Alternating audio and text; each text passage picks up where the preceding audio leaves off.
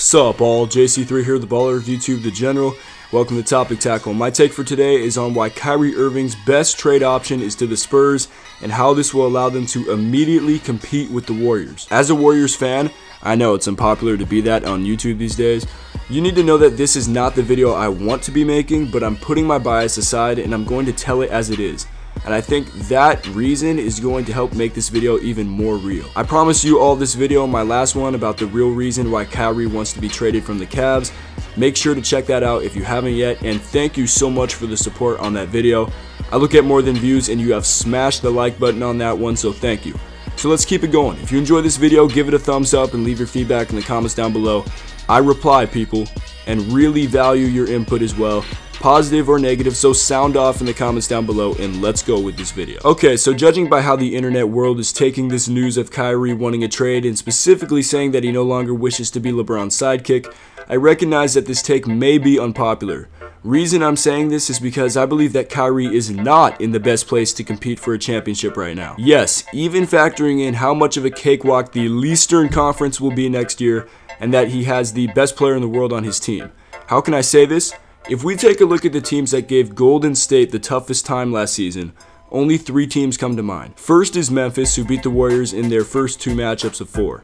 We can factor them out though, as Kyrie hasn't publicly expressed interest in going there, and their team already looks different from last year with some losses and new additions. Then we have Cleveland, who went 2-5 against Golden State, including the finals, and those 2 wins came because of a Kyrie Irving walk-off shot on Christmas Day and a historic offensive performance in Game 4 of the finals. Not ideal that their 2 wins happened because of these reasons, and to make it worse, their losses were usually by a wide margin. That leaves us with San Antonio, and while no team has figured out the Warriors, they are the only ones to have come close.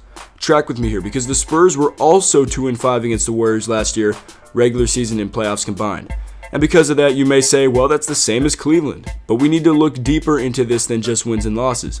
On opening night, the Spurs won by 29 at Golden State, and even though the Warriors were just playing with KD for the first time, that's the largest margin of victory that any team had against them last season. On March 29th, the Spurs were up at home 15-0, then 29-7 against the Warriors, before they lost to a great comeback effort. Then, in the first game of the Western Conference Finals, San Antonio held a 76-55 lead with 7:55 to go in the third quarter when Kawhi Leonard suffered an ankle injury. So you could say, well, the first game of the season where they won by 29 was just a fluke because KD was playing his first game in Golden State, and the 29-7 lead on March 29th was a fluke because KD was out injured. But even as a Warriors fan, I cannot call the famous Zaza game a fluke.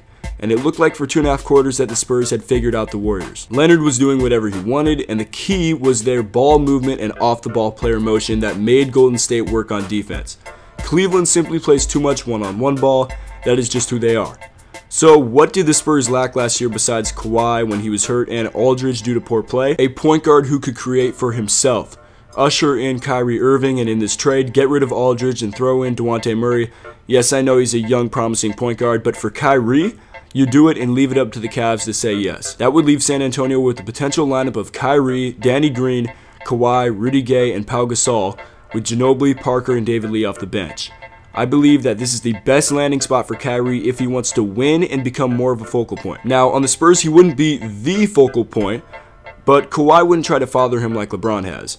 And why would Kyrie even include the Spurs in his list of interests if he cared about being the focal point and that's it? As far as the other teams, Minnesota has no one to give up in a trade.